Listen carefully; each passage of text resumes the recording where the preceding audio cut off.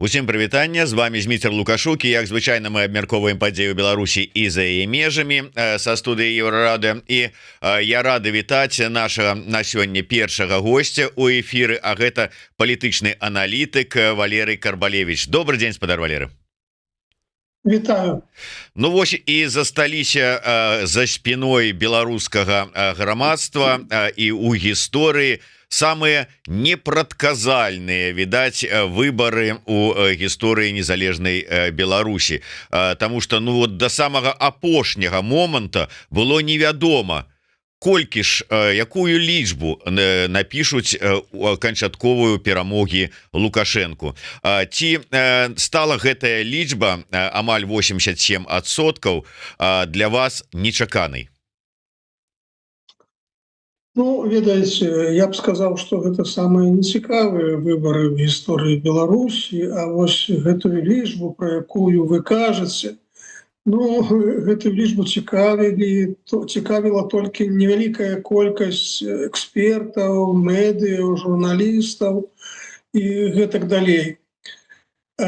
Таму лічба чаканая, і, в прынцыпе, да яе схіляліся абсалютная большасць назіральнікаў. Тут, па-першае, лічба павінна была быць рэкорднай за ўсю гісторыю прэзідэнцкіх выбараў, лічба падтрымкі Александра Лукашэнкі. Бо трэба было пераадолець сіндром 2020 года, даказаць, што Лукашенко вярнуў грамадскую падтрымку, таму усе лічбы ішлі на рэкорд. І колькасць людзей, якія падпісаліся ў падтрымку Александра Лукашэнкі ў ходзе збора подпісаў, і лічба датэрміновага галасавання, і выніковая лічба падтрымкі Александра Лукашэнкі. Это першы момант. А другі момант, гэтая лічба не павінна была пераўзыходзіць тую лічбу, якую атрымаў Владимир Путин. Бо гэта было б, як кажуць, не вельмі, скажем так, добразычліва па адрасу Путина. Ну вось, і в гэтых рамках можна было і шукаць адказ на пытанне, што якую лічбу дадуць. Ну, прыкладна так і атрымалася. Так што тут эксперты угадалі, можна сказаць, без асаблівых памылак. Я чуў ад экспертаў і падчас размоваў там учора з тым жа самым Мікалаем Халезіным і іншыя казалі, што было б ўсё ж таки добра, каб яму намалявалі звыш 90% галасоў. Гэта было б, ну, відавочна можна было паказваць на гэтым прыкладзе, што ніякіх выбараў няма. Але ўсё ж таки вы лічыце, што перакрочыць гэтую вось нейкую рысу і даць свыш 90, ну как бы для Лукашэнкі, ну как бы не пажадана, але толькі выключна з пункту гледжання, што можа быць Пуціну гэта не вельмі будзе так прыемна бачыць. Ну, акрамя фактора Путина, тут ёсць яшчэ некія чыннікі. Ўсё ж такі пры ўсім пры тым улады хочуць, каб гэтыя лічбы былі некія праўдападобныя. Калі напісаць 99,99, як было ў савецкія часы, ну, людзі пажмуць плечамі, скажуць, навошта? Ось. Таму, бачыце, некія межы улады ўсё-таки не перакрочваюць. Ось. І вяртацца зусім да савецкіх выбараў лічаць непажаданым. Трэба, каб ўсё ж таки хоць прыхільнікі Лукашенко паверылі ў некія лічбы. Таму зверніце ўвагу, на выбары ідзе 5 кандыдатаў. А маглі б просто аднаго Лукашенко пусціць і ўсё, як это было ў савецкія часы, калі на кожных выбарах быў адзін кандидат на одно месца. А в Беларусі не, бачыце, і ў палату прадстаўнікоў мінулым годам таксама было, скажем, не было сітуацыі, калі адзін чалавек на месца. Было 2-3, ну і вось і цяпер на прэзідэнцкія выбары 5 чалавек, хаця здавалася б, навошта калі у нас, як кажуць, улады Лукашенко незамянімы, то навошта у гэтую гульню гуляць? Але не, ужо з'явілася традыцыя за 40 постсавецкіх гадоў, калі неяк лічыцца непрыстойным, неправільным, калі б толькі адзін быў чалавек. Улады не сталі пераходзіць лічбу датэрміновага галасавання, там 42%, здаецца, і ўсё. І тут, вось, бачыце, 90% гэта мяжа, якую улады не хочуць пераступаць, каб стварыць некую ілюзію сапраўднасці гэтых выбараў. Ось калі ўжо згадалі так званых апанентаў нібыта Лукашэнкі на гэтых выбарчых бюлетэнях, то два моманта.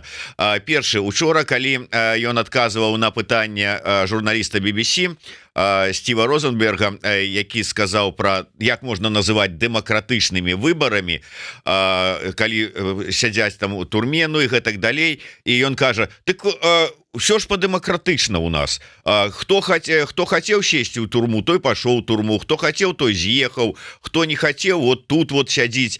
І ўвогуле тэма дэмакратычнасці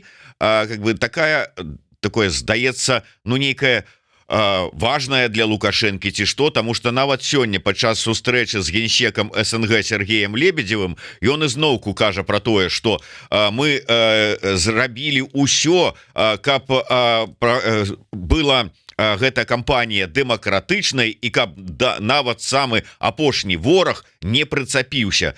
Што тут, вот навошта яму гэта вот апеляваць да нейкай дэмакратычнасці? Ён што, не бачыць там, што людзі насамрэч бачаць у гэтай сітуацыі, ці не разумеюць, што такое дэмакратычнасць? Як і ў многіх іншых пытаннях, Лукашенко тут супярэчлівы. Калі трэба, ён разважае пра дэмакратычнасць, пра дэмакратыю, кажа, што ў нас дэмакратыя не горш, чым у іншых краінах, асабліва калі размаўляе там з заходнімі журналістамі. А калі не трэба, калі трэба по-другому, то ён кажа, як учора на прэсавай канферэнцыі, што вот у нас такая дэмакратыя. Калі кандыдаты не крытыкуюць галоўнага кандыдата, калі ось фактычна выбары без апазіцыі рэальнай, калі ўвогуле рэабілітуецца тэрмін дыктатура, нават балада пра дыктатара з'явілася, маўляў, нічога страшнага, што ў нас дыктатура, но гэта дыктатура добра, справядлівасці, таму такую дыктатуру можна вітаць. Тут Лукашенко, як і па іншых пытаннях, часта сам сябе абяргае, але, бачыце, розная аўдыторыя чуе тое, што хоча чуць.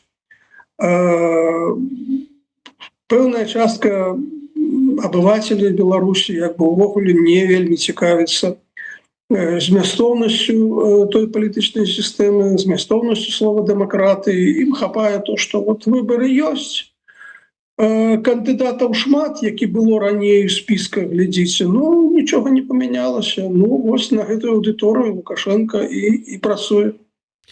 Да, вось сапраўды пра гэтых кандыдатаў. Вы, дарэчы, і раней мы разважалі на гэтую тэму, і вы вось зараз, здаецца, ва ўчорашнім сваім інтэрв'ю казалі пра тое, што рэжым паспрабуе, магчыма, з Канапацкай зрабіць, умоўна кажучы, лідара дэмакратычных сіл 2.0.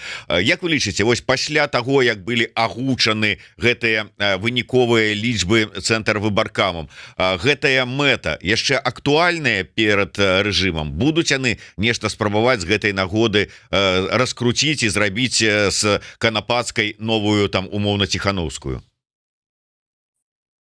Цяжка сказаць. Я думаю, што некай стратэгіі такой уладаў няма. Все вырашаецца спантанна, стихійна, выпадкова, магчыма. Ну, вось глядзіце, што як улады гуляюць за Романом Пратасевічем. Ён то з'яўляецца неяк на інфармацыйным экране, то знікае на доўгі час, то зноў з'яўляецца, то бок няма нейкай яснай зразумелай стратэгіі, што з гэтым рабіць. Я думаю, тое самае будзе і з Канапацкай. Ну, глядзіце, яе паставілі на 3е месца. Маўляў, ну вось е электарат вот такі, не самы вялікі, маленькі, і таму прадстаўляць яе, як так сказаць, як некага прадстаўніка некай канструктыўнай апазіцыі.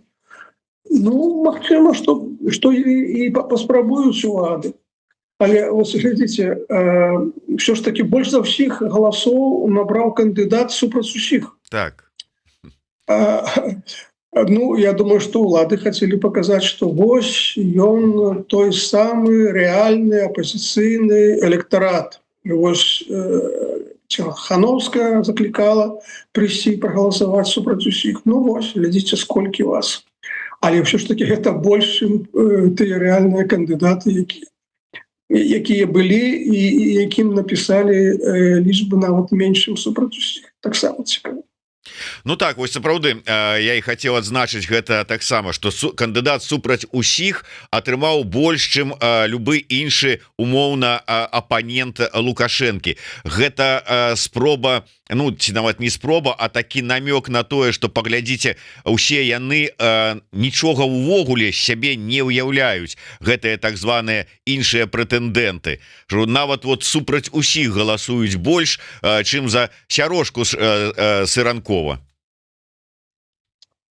Ну так, улады будуць і дасюль вельмі асцерагаліся раскручваць некія другія фігуры. І думаю, што і пасля выбараў гэтага не будуць рабіць. Бо ў краіне адзін палітык, ніякіх іншых палітыкаў не павінна быць. І в атачэнні Александра Лукашэнкі, ну і вось сярод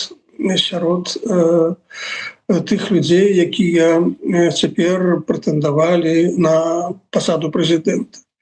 Наўрад ці іх будуць раскручваць, таму што гэта не трэба ўладам.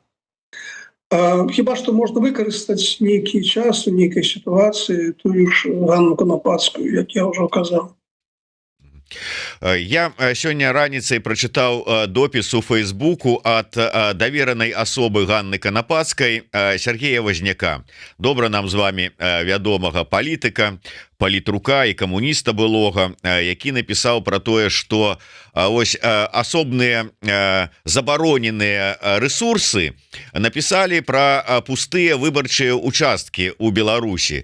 Так вось, маўляў, піша Возняк, я быў на сваім выбарчым участку, хадзіў галасаваць, з 12 до 12:30 тусаваўся там, ну, патусавацца яму давала магчымасць корачка вось даверанай асобы Канапацкай, і кажа, ну было досыць людзей, чалавек 30 за гэты час прагаласавала. Я думаў, што пасля 2020 года у людзей, у выбаршчыкаў шараговых будзе такая нейкая траўма псіхалагічная, ад шока яшчэ не адыдуць атрыманага па выніку той кампаніі. А не, людзі ідуць не так масава, канешне, як у 2020 годзе, але ідуць.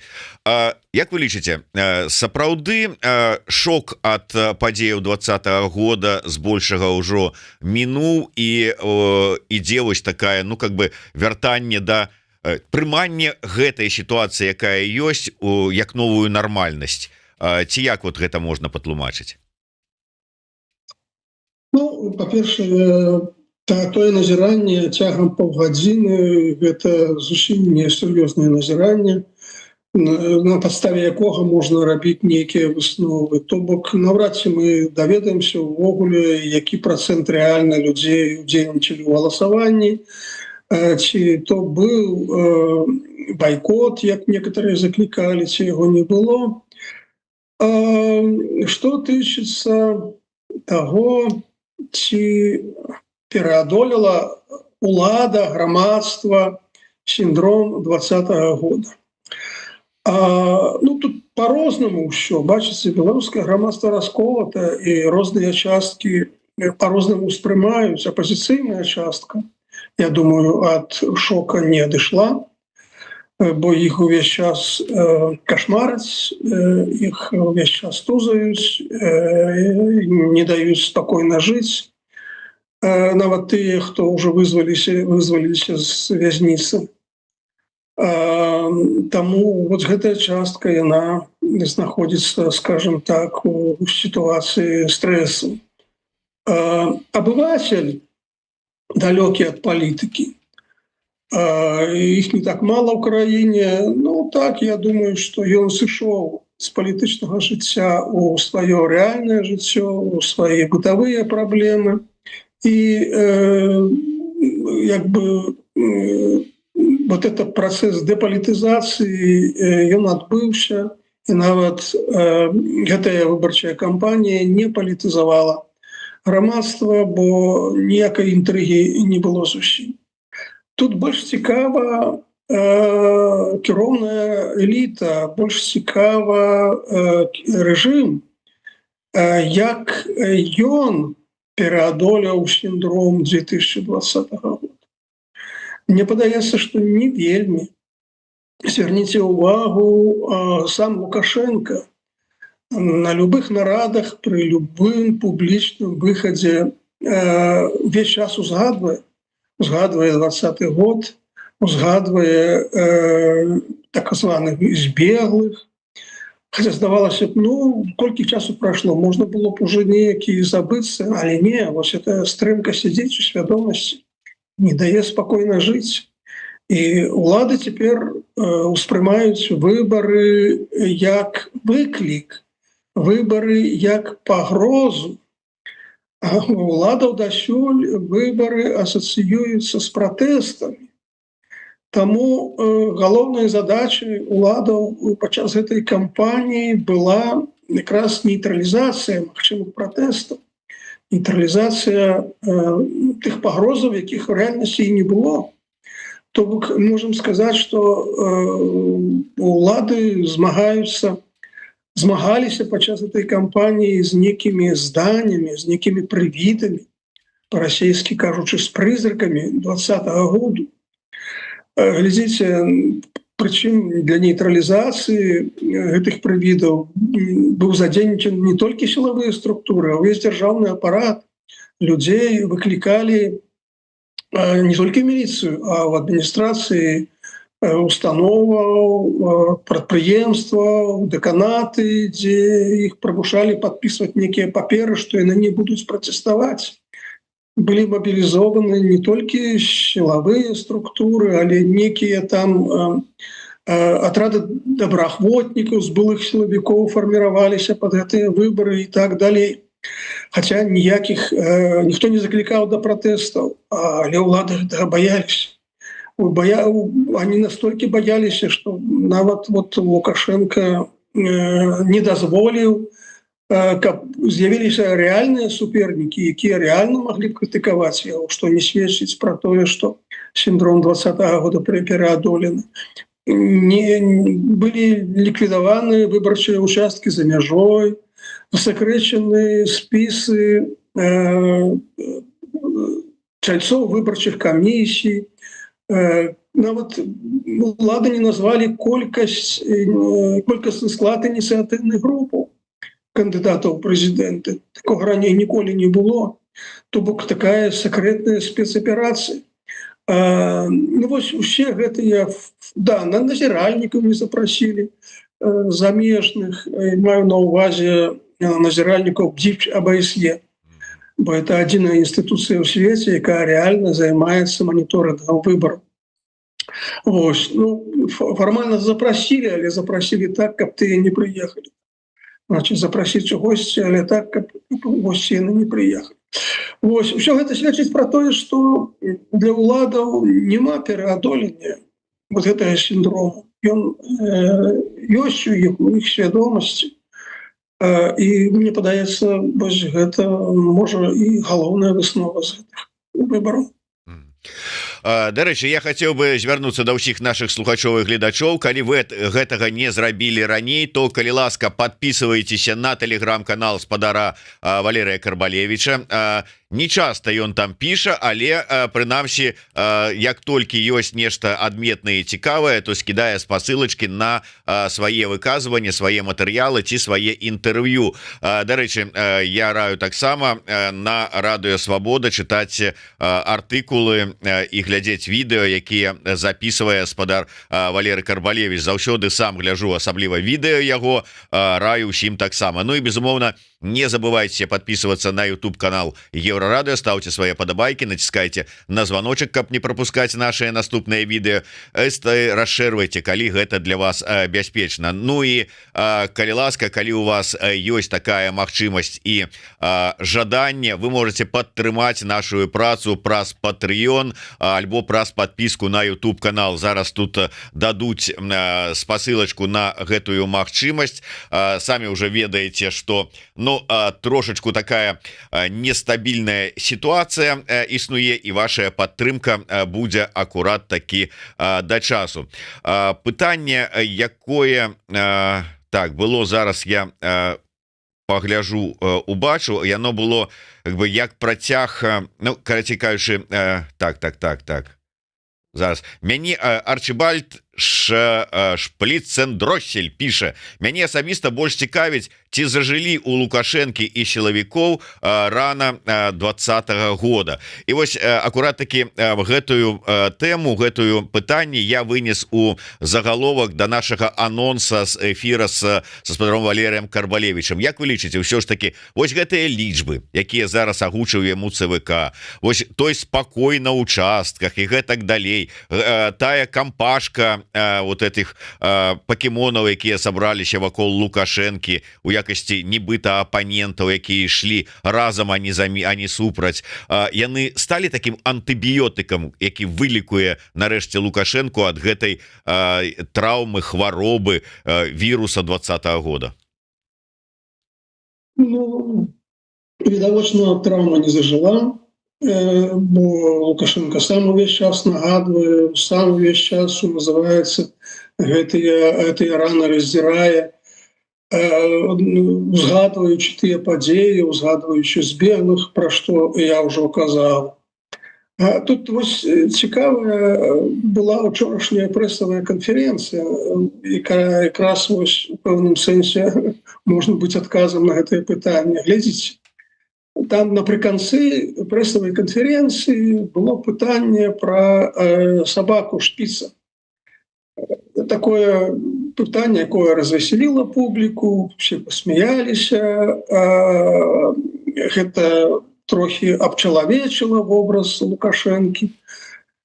І калі вот на гэтым пытанні прэсавая канферэнцыя закончылася, то можна было б сказаць, што, ну, в прынцыпе, па вялікаму рахунку людзі ўбачылі дыктатара, але такога 21-го стагоддзя, які пра дэмакратыю разважае, які жартуе, гатовы дыскутаваць з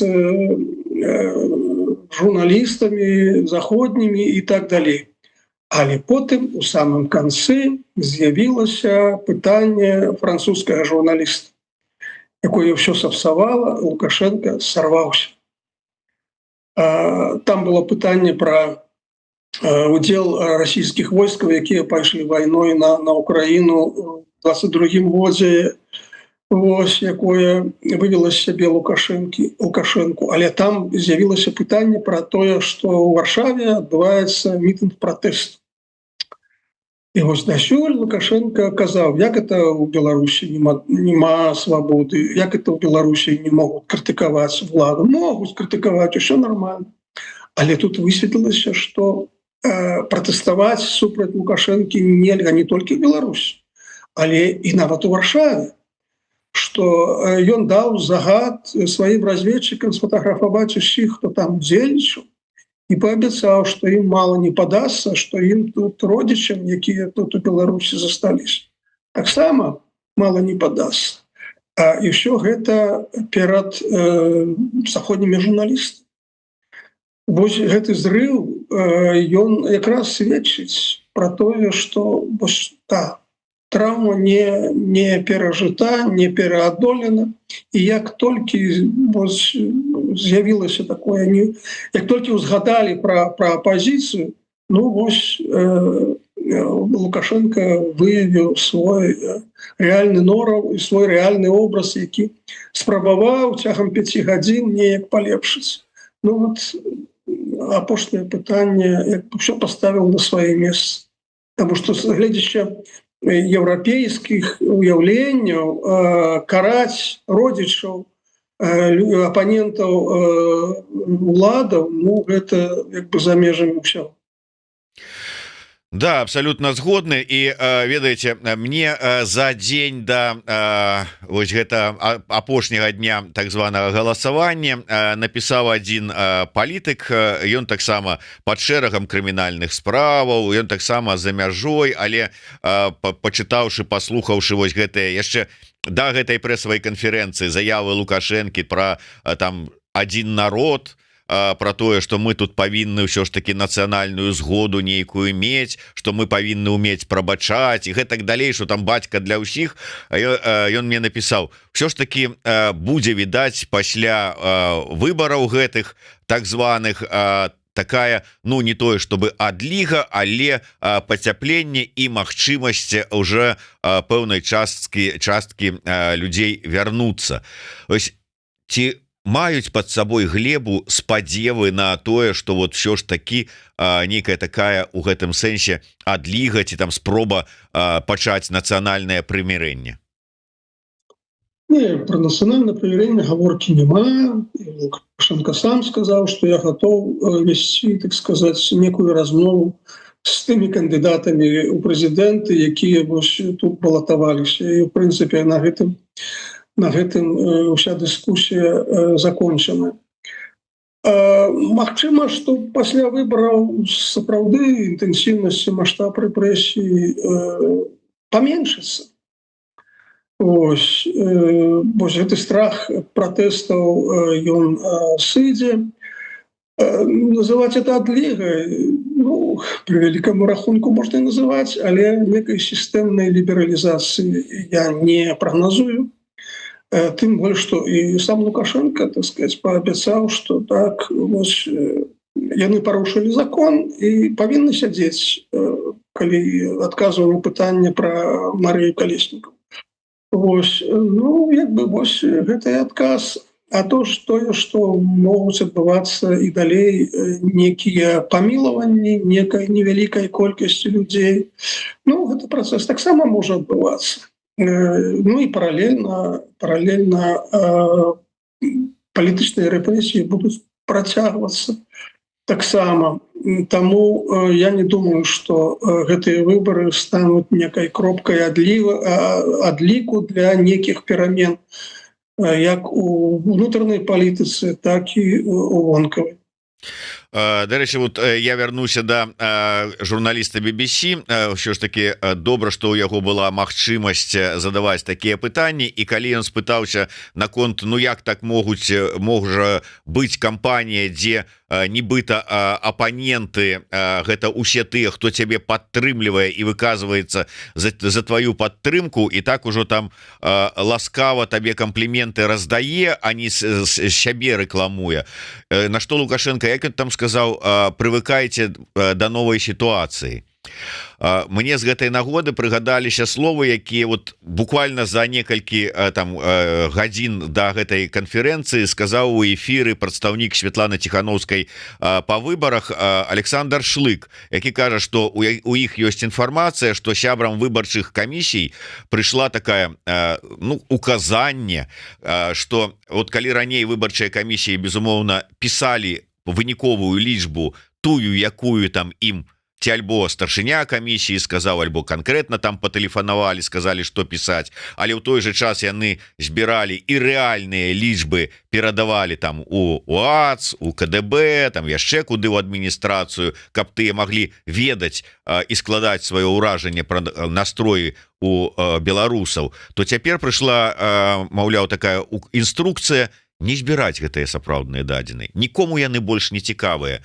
Вот калі аб'яднаць гэтыя два выказванні про тое, что сапраўдныя звесткі нікому уже там наверсе не цікавыя, і вот прывыкайце до такой вось новай практыкі і сістэмы, про што гэта сведчыць, что это вот такое уже канчатковае рашэнне, дапліваць мы хотели, что вы там сабе думаете, кого вы там галасуеце і якія у вас сапраўдныя настроі, вот мы хочам так і будзе так, ці вот як это ўспрымаць?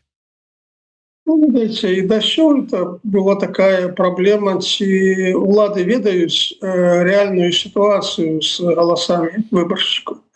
Потому что нават калі улічыць, что так лічылі, и про гэта ведаюць, скажем, ну, мясцовыя кіраўнікі. Так вот, вось калі в некім раёне высветліцца, что процентная колькасць галасоў, якая выступае супраць улады, вялікая, то ці адважыцца гэта кіраўнік рэгіёна даводзіць гэтую лічбу да вышэйшага начальства, можа атрымаць па шапцы. Таму я думаю, што гэтыя кіраўнікі як бы не давалі рэальную лічбу. І сам Лукашенко казаў пасля 2020 года, ведаеце, там губернатары некую конкуренцию, спаборніцтва паміж сабою учинили, хто дасть лепшыя лічбы. То бок Лукашенко сам прызнаецца. Вось. Таму ці даводзілі до Лукашенко реальныя лічбы дасюль, гэта не факт. Вось. Ну, я думаю, что улады ўсё ж хотели б ведаць реальныя настроі. Тому что в этой системе отсутнічае зваротная сувязь. Менавіта вось адсутнасцю зваротнай сувязі і тлумачыцца вось тыя перабольшаныя страхі, што народ выйдзе пратэставаць і цяпер. Хаця здавалася б, ніякіх перадумоў для гэтага не было, а весь улады чамусьці баяліся. А чаму баяліся? Таму што не ведаюць рэальнай сітуацыі ў краіне. Потому что все тыя механизмы зваротной сувязі, якая існуе ў нормальных демократычных краінах, там і апозіцыя, і профсоюзы, і грамадзянская супольнасць, і сацыялагічныя апытанні, і медыі, якія ствараюць такую добрую сістэму зваротнай сувязі. У Беларусі адсутнічаюць, іх няма, іх ліквідавалі. А калі няма, то улады не ведаюць, што адбываецца ў грамадстве. Вось. Ну і вось гэтае галасаванне, здавалася б, з'яўляецца такім добрым момантам, каб даведацца, што ж, як сапраўды людзі галасуюць. Калі такая каманда адбылася і калі ўлады ўвогуле не хочуць ведаць, што рэальна думае народ, ну, толькі можна развесці рукамі. Гэта не вельмі разумная лінія, нават гледзячы самого рэжыму. Таму што зноў можа здарыцца некі 20-й год, якога ніхто не чакаў, ніхто не прагназаваў, а раптам адбыўся выбух, які ніхто не маніторыў, ніхто не прадказваў. Хтосьці з экспертаў кажа, ну не буду называць імёны, што маўляў, а не трэба асабліва звяртаць увагі на тое, што казаў Лукашенко падчас гэтай прэсавай канферэнцыі. Маўляў, гэта было ўсё там сказана як вынік той эйфарыі, якую ён адчуў. Ну вот нібыта ў 15-й год вярнуўся, тыя выбары там і гэтак далей, так і такая ж самая эйфарыя, таму нешта наляпаў супярэчлівасцю і гэтак далей. Але ці сапраўды так? Вот вы калі слухали, ці сапраўды там вот усё такое на эйфарыі, малаздачнае, пад эмоцыямі, ці там штосьці прогучала тое, што варта было б адзначыць і зрабіць засечку ў сабе ў памяці? Тут, бачыце, тут цікавы сам факт правядзення такой прэсавай канферэнцыі ў дзень выбараў. Такога ніколі не было падчас папярэдніх выбараў. Звычайна такую прэсавую канферэнцыю Лукашенко ладзіў пасля выбараў, на другі дзень, калі ўжо былі некія вынікі, і ён ужо размаўляў з журналістамі ў рангу зноў выбранага прэзідэнта. А цяпер звярніце ўвагу, вынікі выбараў яшчэ няма, а ён выступае уже у рангу выбранага прэзідэнта. То бок вырашыў Лукашенко навошта гуляць у тую гульню пад выглядам прэзідэнцкіх выбараў. І таму як бы сам факт правядзення ў гэты дзень прэсавай канферэнцыі як бы дэвальвуе гэтыя выбары і кажа, што ну што ж усе ўсё разумеюць.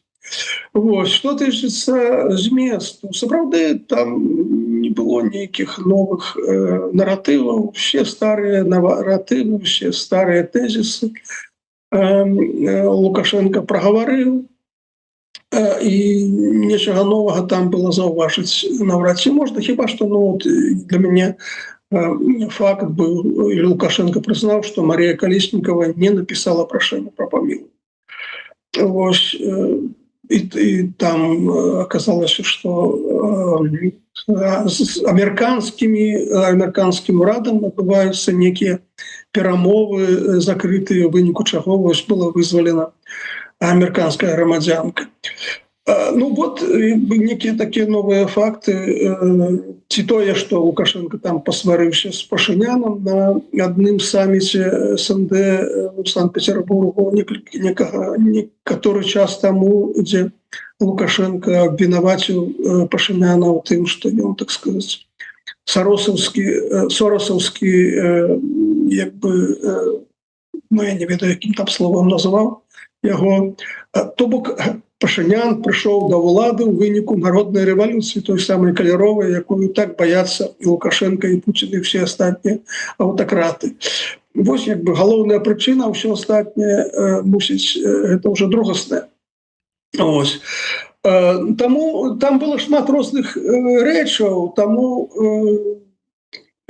да адных выказванняў можна ставіцца як да рэальнасці, да других як бы разглядаць з дакладнасцю да наадварот, той сюжэт, дзе он расказваў, што Качанова угаварыла яго ісці на выбары.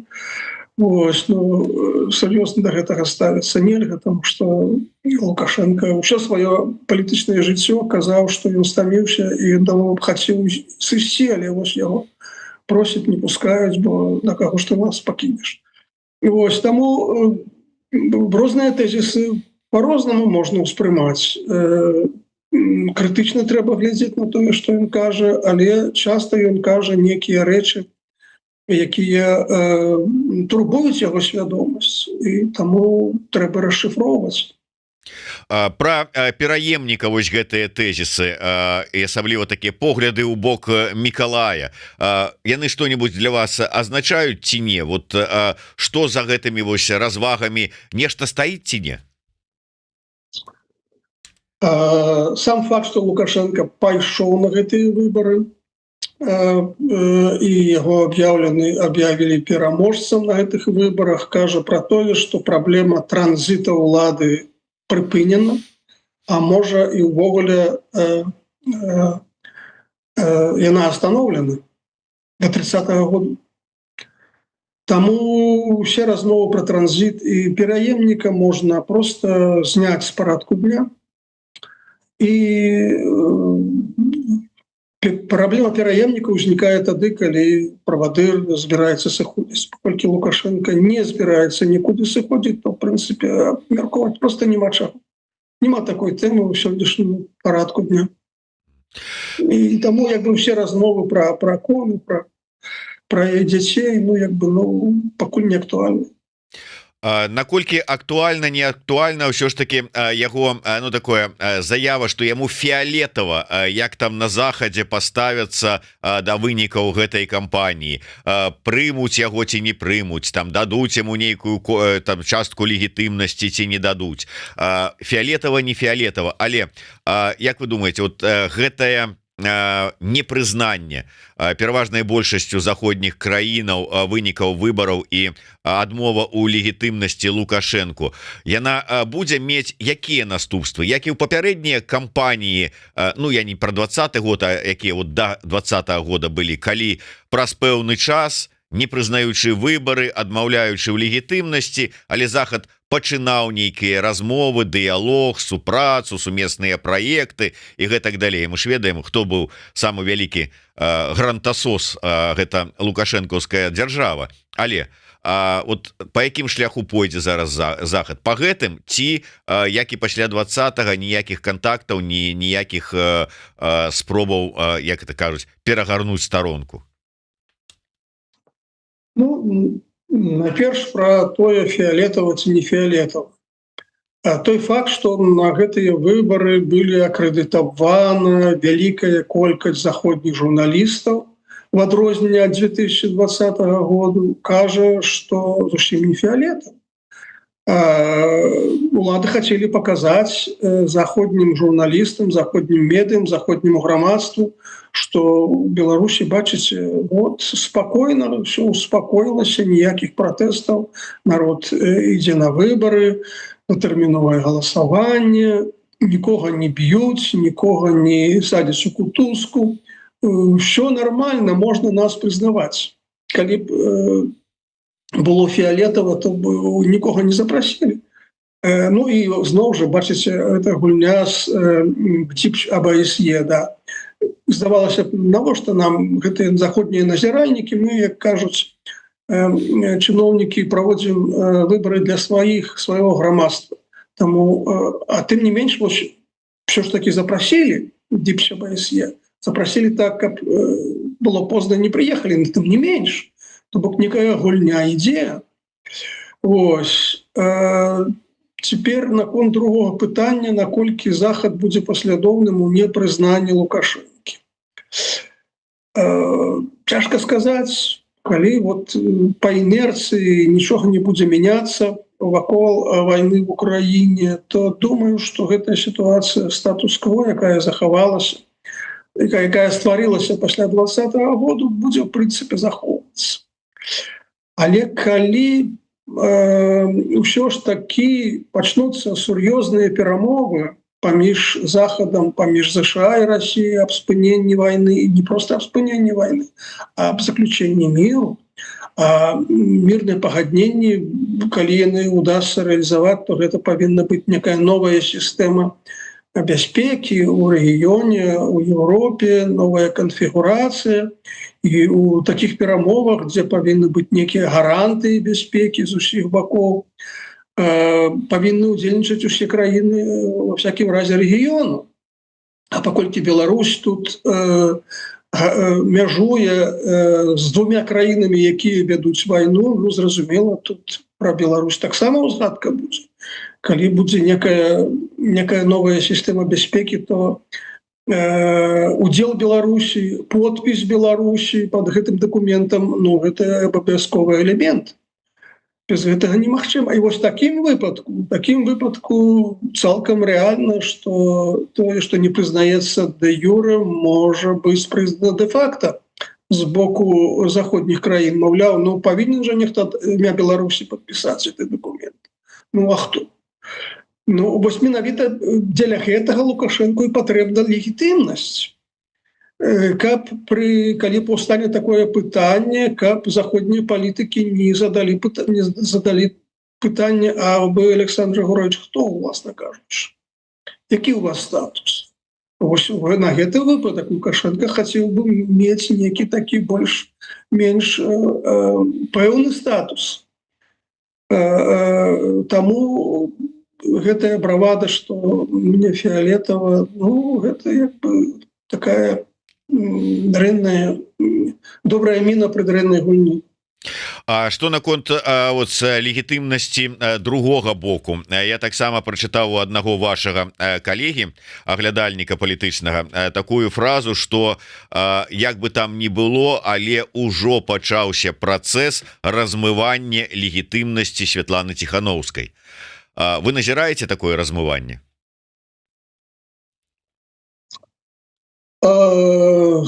Ну, чым далей падзеі адыходзяць ад 2020 году, тым гэты працэс, зразумела, як бы адбываецца.